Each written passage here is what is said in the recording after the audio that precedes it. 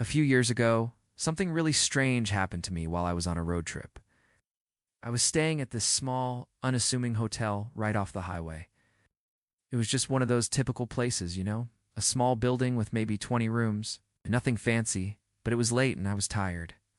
I checked in. The front desk guy gave me my key, and everything seemed totally normal. I headed up to my room, and as I was unlocking my door, I noticed something a little odd. The door to the room directly across the hallway was slightly ajar, not wide open, just cracked enough to see that it was completely dark inside. I didn't think much of it at the time. I figured someone probably just forgot to pull it shut all the way. So, I went into my room, locked the door, and went to sleep.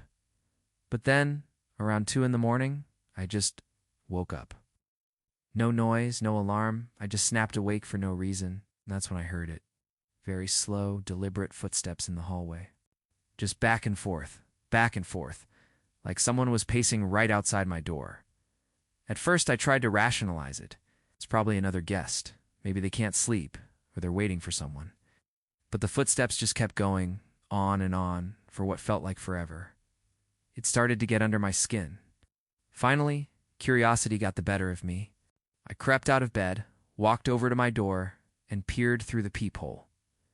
The hallway was completely empty. There was no one there. But the weirdest part was that door across from mine. It was still open, exactly the same way it had been when I arrived, just cracked a tiny bit. And even though the bright hallway lights were shining right on it, the inside of that room was pitch black. You couldn't see anything.